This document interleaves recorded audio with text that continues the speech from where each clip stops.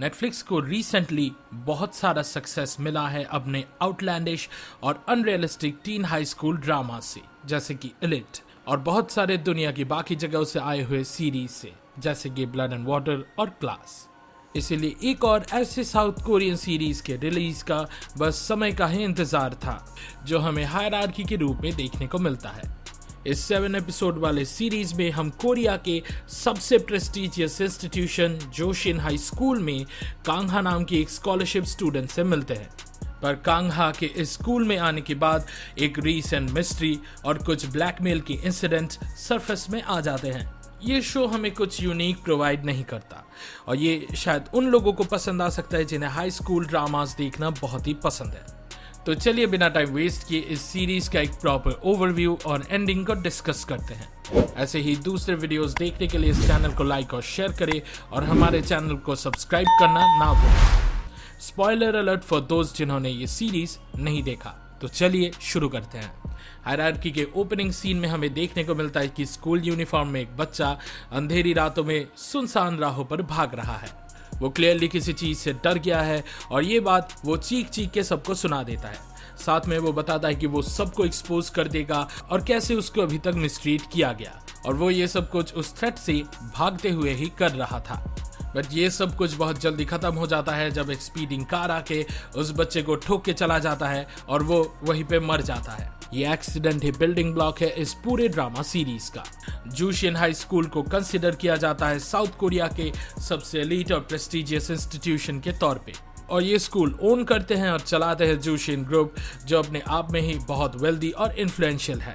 इस स्कूल में अमीर और गरीबों का डिफरेंस बहुत क्लियर है, जो उनके टाई के कलर से ही पता चल जाता है। जो बच्चे इनॉर्मस वेल्थ से आते हैं और नेचुरली एडमिटेड होते हैं स्कूल में, उनका टाई अलग है, और जो स्कॉलरशिप लेके स्कूल पे आए हैं उनका टाई का कलर अलग है।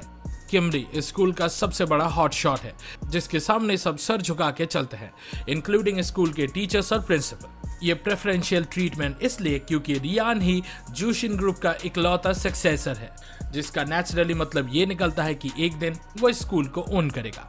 नेचुरली रियान के क्लोजेस्ट फ्रेंड्स को भी ये प्रेफरेंशियल ट्रीटमेंट मिलता है और उन्हें इस स्कूल में अलग नजरिए से देखा जाता है। उसका बेस्ट फ्रेंड ली वू जीन बहुत ही बड़े पॉलिटिशियन फैमिली से बिलोंग करता है, और उसका बाप अभी नेक्स्ट प्रेसिडेंशियल कैंडिडेट भी है।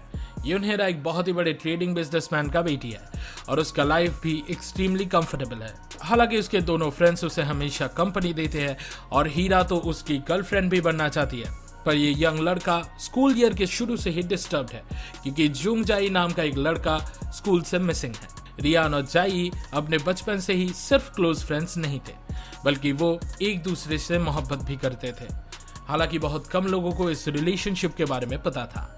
जाई के father Jio group of industry के ओनर थे, जो कि जोशिन कंपनी का बिजनेस राइवल था। इसलिए ये दो बच्चे अपने परिवारों को अपने प्यार के बारे में बता नहीं पाए। जाई अचानक रियान को कुछ ना बता के ही यूनाइटेड स्टेट्स चली गई, और जब वो वापस लौटी उसने मिस्टीरियसली अपने बॉयफ्रेंड से ब्रेकअप कर लिया। इसी बीच एक नया स्टूडेंट कांगहा एक बहुत ही हेफ्टी स्कॉलरशिप को सिक्योर करके जोशिन हाई में एडमिट करता है, और आते ही वो सभी से एक स्टूडेंट के स्ट्रेंज डेथ के बारे में सवाल पूछता रहता है, जो हमने इस सीरीज के बिगिनिंग में देखा था। जब कांगहा हर किसी से इस डेथ के बारे में पूछ रहा था, ये क्लियर हो जाता है कि वो किसी तरह इस लड़के से रिलेटेड है। जो लड़का मर गया था वो एक एक्सेप्शनली ब्राइट स्टूडेंट था जिसका नाम था इनहान, जिसने नेशन वाइड स्कॉलरशिप एग्जामिनेशन में फर्स्ट रैंक अचीव किया था, और इसीलिए उसे जोशिन हाई में एडमिट किया गया था। पर उसके लिए ये स्कूल टाइम बहुत ही मुश्किल था, क्योंकि उसको सारे अमीर बच्चे बुली करने लगे, और इंसिडेंटली वो रियान और उसके दोस्तों से भी मिलता है। कांगहा एक्चुअली में कांग इनहान का भाई है, और ये दोनों एक्चुअली में नॉन आइडेंटिकल ट्विंस हैं। उस रात को इनहान भाग के जा रहा था अपने भाई को कोई इन्फॉर्मेशन बताने के लिए, पर तभी वो गाड़ी आके उसे मार देता है। ऑल्दो वो दोनों एक दूसरे से बात नहीं कर पाए, पर हमारे प्रोटैगनिस्ट ने ये ऑब्वियसली गेस कर लिया था कि उसके भाई की मौत के पीछे कोई सस्पिशियस रीजन तो जरूर है। जब उस कार एक्सीडेंट से रिलेटेड कोई भी ऑफिशियल इन्वेस्टिगेशन नहीं होता है और अथॉरिटीज किसी भी परपेट्रेटर को नहीं पकड़ते हैं, कांग ये श्योर हो गया था कि उसके भाई की मौत के पीछे इस स्कूल का ही हाथ है। स्कॉलरशिप एग्जामिनेशन देके जोशिन हाई को सक्सेसफुली इन्फिल्ट्रेट करने के बाद कांग कोशिश करता है उन अमीर बच्चों से दोस्ती करने का, वो जानबूझ के जाई से रोमांटिकली इन्वॉल्व होता है क्योंकि उसे पता था इससे रियान को गुस्सा आ जाएगा।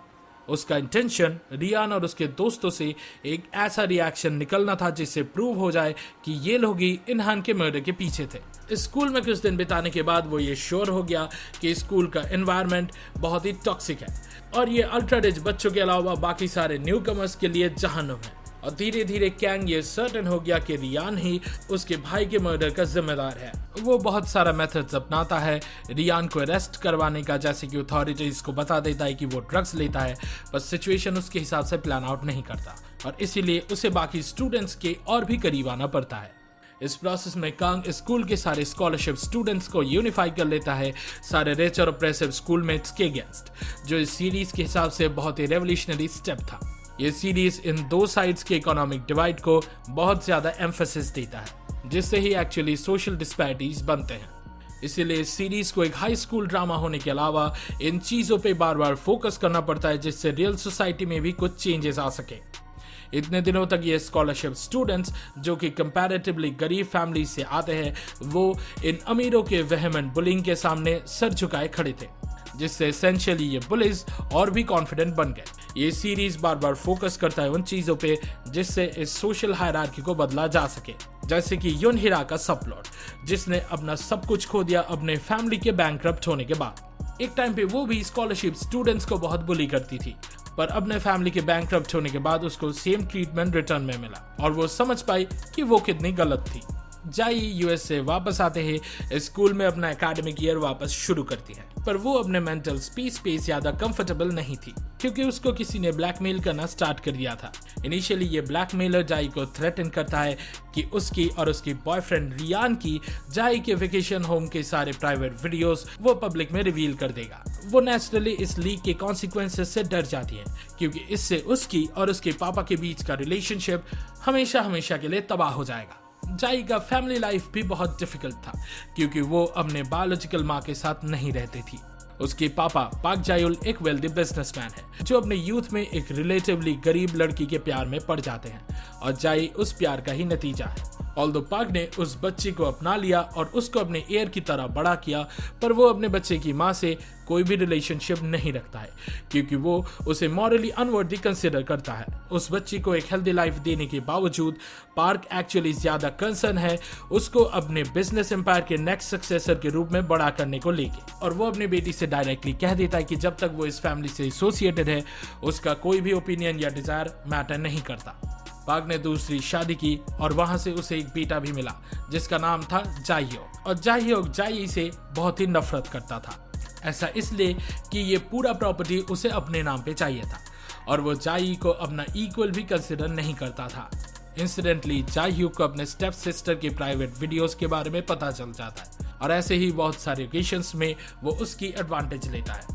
अल्टीमेटली ये पता चल जाता है कि ब्लैकमेल के पीछे एक स्टूडेंट है जिसका नाम है जुवोन, और वो खुद जूशिन हाई के प्रिंसिपल का ही बेटा है। जुवोन खुद इस स्कूल के सोशल हायरार्की से बहुत ही परेशान था और जब उसे पता चला कि स्कूल से ही सब चीजें रिकॉर्ड और मॉनिटर किया जाता है, उसके हाथ ऐसा एक फुटेज आया जिससे उसे आइडिया हुआ कि क्यों ना जाई और रियान की जिंदगी को तबाह किया जाए उनको ब्लैकमेल करके। जुवोन इनहान का बहुत अच्छा दोस्त बन गया और उन लोगों के हाथ वो रिकॉर्ड आया जो जाहियोक ने रिकॉर्ड किया था अपने सिस्टर को ब्लैकमेल करके उसके हिस्से का अपने डैड का इनहेरिटेंस अपने नाम करने के लिए। जुवोन को पता था अगर वो ये वीडियो रिलीज करता है तो स्कूल में एक बहुत बड़ा स्कैंडल हो जाएगा जो सिर्फ इन स्टूडेंट्स तक सीमित नहीं रहेगा और उनके फैमिलीज भी इससे अफेक्ट होंगे। स्पेशली जब इनहान का मौत हो जाता है वो और भी वेंचफुल हो गया और ब्लैकमेल स्टार्ट कर दिया क्योंकि उसे भी लगता था रियान और जाई ने ही इनहान को मारा है। हाउएवर इनहान का एक हैबिट था अपने पॉकेट में एक कैमरा पेन कैरी करने का, जिससे एक और सीक्रेट भी एक्सीडेंटली सामने आ गया। टर्न्स आउट जाई रियान से प्रेग्नेंट हो चुकी थी और इसलिए स्कूल ईयर के एंड में उसने यूएस जाने का डिसीजन लिया। जाई को पता था कि उसके अनवांटेड प्रेगनेंसी का न्यूज सुनते ही उसके पापा गुस्से से लाल हो जाएंगे और ये उनके फैमिली के लिए बहुत सारा प्रॉब्लम्स क्रिएट कर देगा। इसीलिए उसको इस बच्चे से किसी भी तरह पीछा छुड़ाना था और इसीलिए वो यूएसए गई थी। अमेरिका में एक अबॉर्शन क्लिनिक को विजिट करते टाइम कुछ पैपराजीज उसका फोटो निकाल लेते हैं क्योंकि उसके फादर एक बहुत बड़े इंडस्ट्रियलिस्ट हैं जिससे वो भी एक सॉर्ट ऑफ सेलिब्रिटी भी है। पर जाए इस अबॉर्शन प्रोसेस से गुजर नहीं पाई क्योंकि उसे ये बहुत ही क्रूअल लगा। पर वो नेचुरल प्रोसेस में ही उस बच्चे को खो देती है, जो कि उसके लिए एक वरदान था, क्योंकि अगर ये बच्चा पैदा हो जाता तो उसकी लाइफ भी अपसाइड डाउन टर्न कर जाती। प्रेजेंटली उसके बच्चे का सिर्फ एक ही मेमोरी उसके पास बचा है, जो कि है एक अल्ट्रासाउंड टेस्ट का फोटोग्राफ, और वो उसे अभी भी अपने सीने से लगा के रखती है। हायरार्की के एंड में सारे प्राइवेट फोटोग्राफ्स और वीडियोस लीक हो जाते हैं और जाई सारा ब्लेम अपने कंधों पे ले लेती है। पर जल्दी रियान भी उसके बोझ को हल्का करने का कोशिश करता है। दोनों कैरेक्टर अपने गलतियों को मान लेते हैं और अपने एक्शंस का अकाउंटेबिलिटी को भी एक्सेप्ट कर लेते हैं। इसी बीच पार्क जाई के लिए न्यूयॉर्क में एक बहुत ही अच्छा शूटर ढूंढ लेते हैं, जिससे उनका बिजनेस और भी ज्यादा स्ट्रांग हो जाएगा, और जाई को डायरेक्टली ऑर्डर देते हैं कि वो यूएसए जाए और अपना घर बसाए और वहां जाके ही अपना एजुकेशन कंप्लीट कर ले। ली वुजिन को जाई से बदला लेना था क्योंकि उसका सच्चा मोहब्बत युनहेरा उससे परेशान थी, और वो जाके मिस्टर पार्क को अबॉर्शन क्लिनिक का फोटो दिखा देता है, जिससे पार्क और भी डिटरमाइंड हो जाता है अपने बच्ची को इस स्कैंडल से दूर रखने को, और इसीलिए वो उसे न्यूयॉर्क भेजने का डिसीजन ले लेते हैं। पर आखिर में जाई अपने पापा के फैमिली से सारा संबंध तोड़ लेती है और वो उनका फॉर्चून और टाइटल भी खो देती है। पर उससे ये इंश्योर हो जाता है कि अभी उसे यूएसए जाना नहीं पड़ेगा। इंस्टेड वो बच्ची कोरिया के एक रिमोट पार्ट में चली जाती है, एक आइलैंड पे, जहाँ पे एक छोटा सा घर था, जहाँ पे चारों ओर शांति ही शांति था। इस घर में जाई की माँ रहती थी और आखिर में इतने सालों बाद वो अपने बायोलॉजिकल मदर से रियूनाइट हो जाती है और डिसाइड करती है कि अपना पूरा लाइफ यहीं पे गुजारेगी। वो अपने लवर से रियान और कांगहा से भी दूर रहने का डिसीजन लेती है ताकि वो किसी पे डिपेंडेंट ना रहे। जूशिनहाई में पढ़ते टाइम कांग इनहा को बहुत सारा बुलिंग फेस करना पड़ा और एक ऐसे ओकेशन में उसने जाई को रोते हुए देखा क्योंकि तब तक वो ब्लैकमेलिंग चालू हो गया था।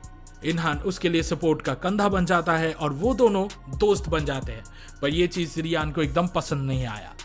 इसके बाद रियान के दोस्त, जो कि दोस्त कम और फॉलोअर्स या हेंचमैन ज्यादा थे, उन्होंने मिलकर इनहान का और भी बुरी तरीके से बुलिंग किया, जिसके बाद से उसने अपने सेफ्टी को लेकर पैनिक करना स्टार्ट कर दिया। इसी बीच पॉलिटिशियंस के खानदान से आने वाले ली वुजिन ने अपने स्कूल के ही टीचर मिसेस हान से एक रोमांटिक अफेयर स्टार्ट कर दिया, जिसे ऑब्वियसली उसे अपने दोस्तों से छुपाना था।